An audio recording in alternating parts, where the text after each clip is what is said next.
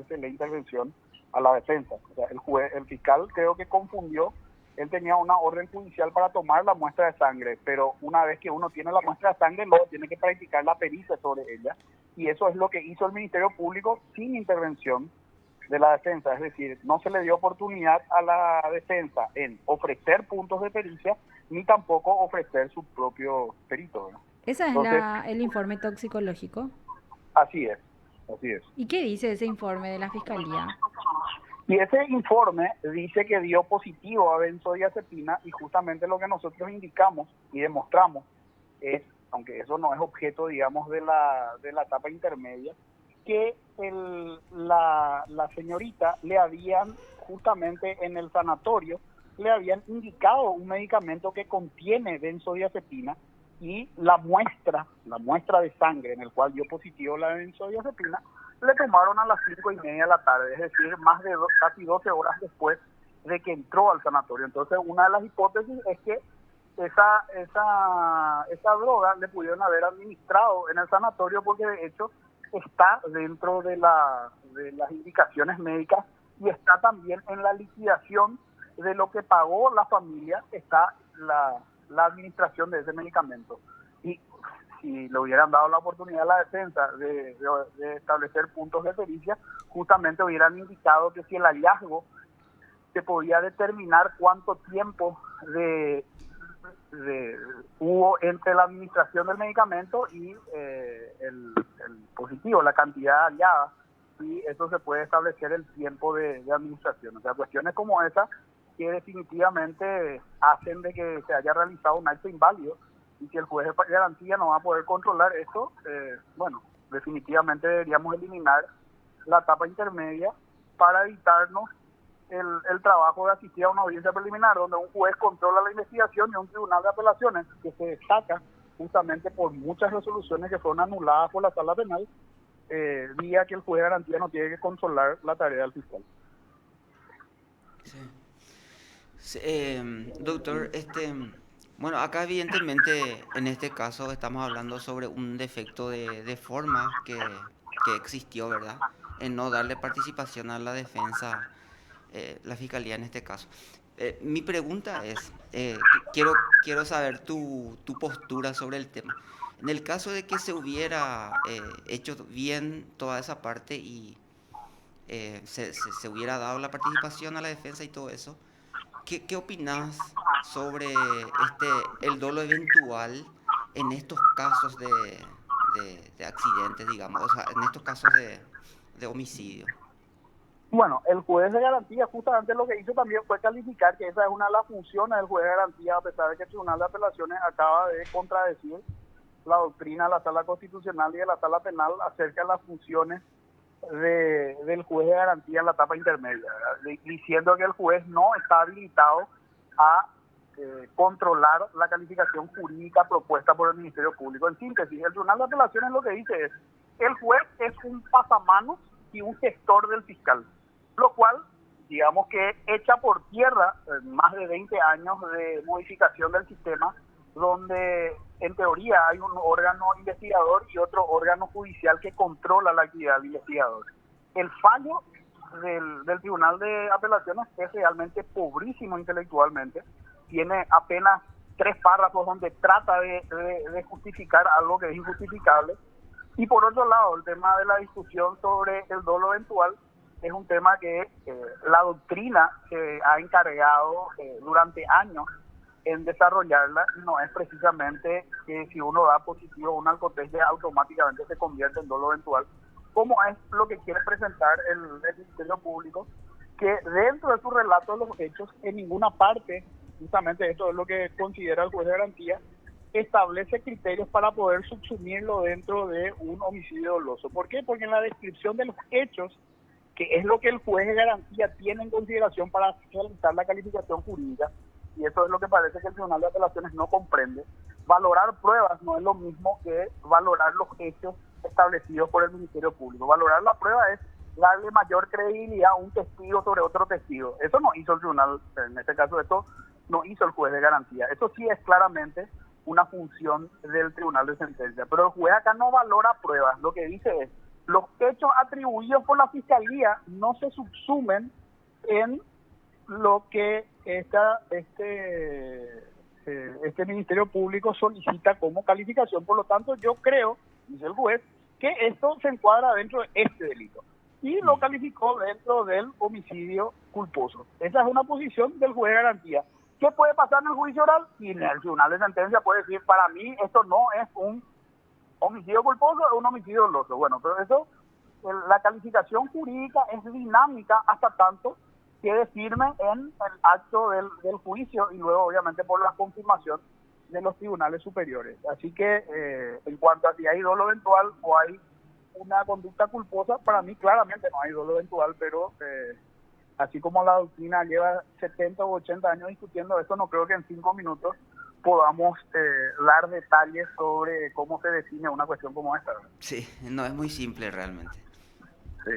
Y es fundamental también, doctor, porque también, como decís, el Tribunal de Sentencia tiene la facultad de cambiar la calificación jurídica, pero las pruebas son importantes que se haga con el respeto de ambas partes, ¿verdad? En todo caso, esta prueba toxicológica es la que se estaría nuevamente estudiando en esta nueva audiencia preliminar que se debe Y en hacer. realidad la prueba toxicológica ya no la podemos hacer porque se agotó el material sobre el cual el químico practicó el análisis, con lo cual nosotros ya hemos quedado en una indefensión. Realmente el fallo del Tribunal de Apelaciones es de terror para las garantías de un ciudadano y para la doctrina que viene sosteniendo la Corte en la Sala Penal y también la Constitucional en varios fallos. Es más, ustedes suelen publicar en grandes titulares como hay personas que estuvieron 3 o 4 o 5 años privados de su libertad y que luego en la Sala Penal recién se anuló todo y se le libera al sujeto. Bueno, miren de dónde provienen la mayoría de esos casos, de qué área provienen y cuál es el Tribunal de Apelaciones, y que se analice la conducta técnica de estos magistrados. Realmente el nivel de la sentencia es intelectualmente pobrísimo. ¿Quiénes eran los miembros del tribunal que integraban esto? María Teresa González de Daniel, Fabriciano Villalba y Lourdes Cardoso, creo que son los miembros del Tribunal de Apelaciones. Doctor, en cuanto a las medidas cautelares, yo recuerdo que la Sala Penal había confirmado la prisión preventiva de Florencia Romero. ¿En qué momento se cambia la medida de arresto domiciliario? No, la Corte Suprema no confirmó, la Corte Suprema rechazó in limine una apelación. O sea, hay que confirmar, para ser bien preciso, Vanessa, confirmar significa que el órgano que lo hace, estudia el asunto y dice corresponde esto. Bueno, ¿Entiendes? pero sí, entiendo, doctor. No es pero, Vanessa, porque si no informan incorrectamente, porque no es, en el término jurídico, no es lo mismo rechazar in limine algo, es decir, yo no estudio algo, a decir que está bien concedida la cuestión. En este caso, lo que rechazó fue in limine, no es que confirmó, no dijo que está bien lo que hizo el Tribunal de Apelaciones. Lo que dijo fue, no cabe una apelación contra una decisión del Tribunal de Apelaciones. Hoy, por ejemplo, vi que la Fiscalía, en otro caso, presentó una casación contra una resolución de Cámara que había anulado pruebas en un proceso acá en Asunción. O sea que nosotros habíamos planteado en su momento una apelación general y la Corte dice no cabe la apelación general contra decisiones del Tribunal de Apelaciones. No dijo que el Tribunal de Apelaciones actuó correctamente. Así que hay que separar las cosas, porque de esa manera seguramente nuestro país va a crecer con operadores mejor formados y con una independencia, no solamente dejarse de guiar o querer congraciarse con un sector de la opinión pública, sino tomar decisiones acordes a derecho y no para, como dije, congraciarse con un sector de la opinión pública, porque si no vamos a tener justamente operadores del sistema que no son independientes, Doctor, porque se dejan guiar por otros intereses. Doctor, yo te respeto muchísimo, sos uno de los mejores abogados penalistas, pero la Corte dice, debe cumplir prisión preventiva. No, la Corte no dice debe cumplir prisión preventiva. No por dice eso, exactamente, pero da a entender al rechazar. No, Sí, doctor. no da a entender, porque Sí, Yo y creo que hay entonces, que ¿qué diferenciar bien medida de va a qué se tomar? trata. Doctor, déjame No, no, hablar, por favor, sí, también. Yo te escuché, está bien. doctor, ¿está bien? O sea, si la Cámara de Apelación, si la Sala Penal de la Corte rechaza en límite una apelación, ¿qué dice la lógica? ¿Qué medida va a cumplir su cliente? No va a cumplir una libertad ambulatoria, siendo que en primera instancia se resolvió la prisión preventiva. En realidad esa decisión luego fue resuelta en la audiencia preliminar y aclaremos que en este caso el Tribunal de Apelaciones en este último fallo no se refiere a la medida cautelar que fue resuelta por el juez de garantía la etapa intermedia, que fue la de arresto domiciliario para mi defendida, es decir, la sala, en este caso el Tribunal de Apelaciones de Central, no se refirió a la medida cautelar que fue ordenada en la audiencia preliminar. No, Así que la última decisión es esa en cuanto a la medida cautelar, porque la medida cautelar no la impone el Tribunal de Apelaciones, la tiene que hacerse en una audiencia de imposición de medidas. Y la última audiencia donde se trató una medida es la audiencia preliminar. Y en ella se estableció nuevamente el arresto domiciliario. Y eso ahora es lo que anuló el Tribunal de Apelaciones. Y bueno, nosotros estamos evaluando qué medio de impugnación vamos a asumir contra esa resolución del Tribunal de Apelaciones. doctor, acá hay demasiado tecnicismo y yo quiero que la gente que está del otro lado pueda entender. Entonces, volviendo a esa medida cautelar, en audiencia preliminar es el juez quien resuelve darle una medida menos gravosa, entonces. Así mismo. Y esa resolución, esa parte de la resolución no es cuestionada por la Cámara en su decisión de ahora, ¿verdad? De hecho, Ahora, pero yo lo que te claro. mencionaba era lo de antes, lo que resolvió la sala penal de la Corte. Vos decís, no se confirmó, no es que se confirmó, pero tampoco dice que ella debe estar libre. O sea, Porque no lo que decía pasa eso. es que la Corte, quien se expide sobre la medida cautelar es el juez de primera instancia. Los tribunales superiores lo que hacen es, si es que se trata de un recurso donde se refieren a la procedibilidad, lo que hacen es confirmar o revocar. O, en el caso de si ven alguna cuestión de forma, lo que hacen es anular. En este caso, la sala penal no se refirió a la procedibilidad. Entonces, lo que tiene que hacer es que un juez de garantía evalúe nuevamente, posterior a esa decisión de Cámara, evalúe nuevamente la medida que se le debe imponer al imputado. Y en ese, justamente, posterior a esa resolución de la Cámara de Apelaciones, se hizo la audiencia preliminar. En esa audiencia preliminar, el juez de garantía resolvió, ¿qué resolvió? Resolvió justamente el arresto domiciliario. Así que, posterior a eso que me decís, hay un arresto domiciliario ordenado por el juez de garantía, que ahora esa decisión, si bien anula la decisión, no se refiere a la medida cautelar. O sea, la resolución de la Cámara no deja sin efecto la decisión del juez con relación a la medida cautelar, que fue el arresto domiciliario, y nosotros ahora vamos a evaluar qué medio de impugnación vamos a usar contra esta resolución de la Cámara. Entonces, nunca se cumplió lo que resolvió la sala penal, porque el juez, no sé bajo qué criterio el juez cambia eso. La sala penal que resolvió, Vanessa. Rechazar la apelación. No, ¿qué resolvió? O sea, no sé si para que la gente, de paso hacemos docencia, ¿verdad? Para que la gente comprenda. El resuelve, es decir, ¿qué resuelve? Es lo que ordena un tribunal. O sea, la sala penal, en un ítem del resuelve, dice Florencia debe guardar prisión preventiva. No dice, pero... Okay. Bueno, no, es eso, Vanessa, porque ¿Por si no... qué me está? Doctor, déjame nada expresarme libremente. Por favor, te pido. No, te puedes expresar libremente sin duda, pero cuando uno habla de un tema técnico, tiene que ser preciso. No, y por eso hay que explicar bien, Sí, bueno. Vamos a entendernos. A ver, vamos por parte. Sí. Te escucho, doctor. No dice exactamente. Y entonces, ¿qué es lo que se debe cumplir? Si te dice, vos presentás una apelación o decís, no estoy en contra de que mi cliente cumpla prisión preventiva, la Corte te dice, no tenés razón. ¿Qué medida va a cumplir tu cliente? No va a ser una libertad, va a ser la prisión que se había resuelto en una instancia anterior. Es lo que se entiende. No, espera, Vanessa. Yo creo que hay que entender bien qué efectos tiene la decisión de un tribunal superior con relación a la decisión del inferior. Una cosa es, cuando yo digo, atiendo el asunto y digo, ni resuelve, digo, tiene razón el anterior cuando dice que corresponde tal cosa. Eso es confirmar. Y otra cosa es decir, yo ni siquiera estudio lo que me plantean porque esta no es la vía. En ese caso, yo no estoy diciendo que se debe cumplir. Ahora vamos abajo, es decir, vamos al Tribunal de Apelaciones.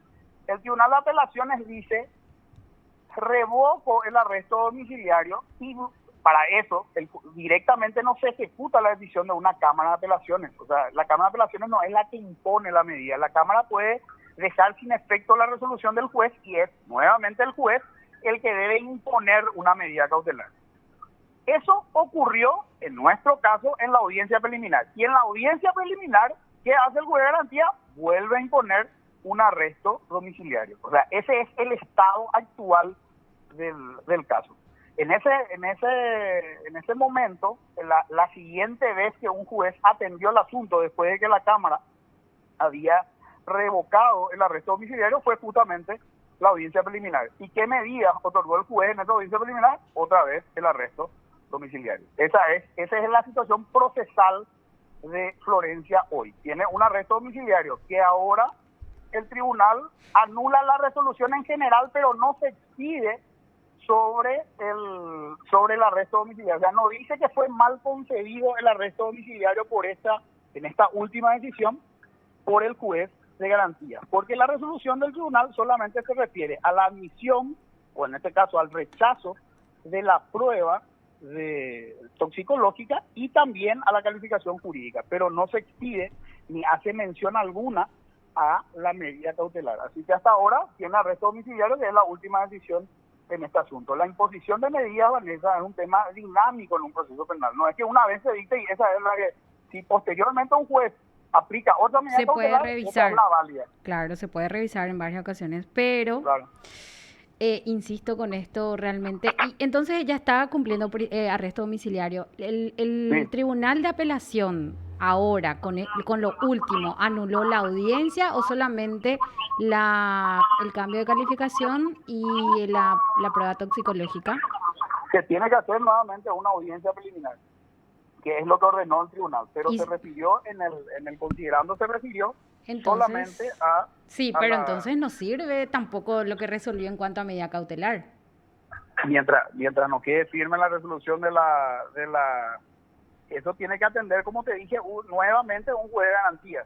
La medida cautelar que debe ser ordenada por un juez de garantía. Los tribunales de apelaciones no imponen las medidas, Vanessa. Los tribunales de apelaciones revisan las medidas impuestas. Quienes imponen las medidas son los jueces de primera instancia. O sea, si un tribunal de apelaciones revoca, por ejemplo, y eso podés averiguar acá en Asunción, revoca una decisión del juez sobre una medida, se le envía nuevamente al juez para que el juez vuelva a hacer la audiencia de imposición de medidas. No es el tribunal directamente el que impone medidas, el tribunal de apelaciones me refiero.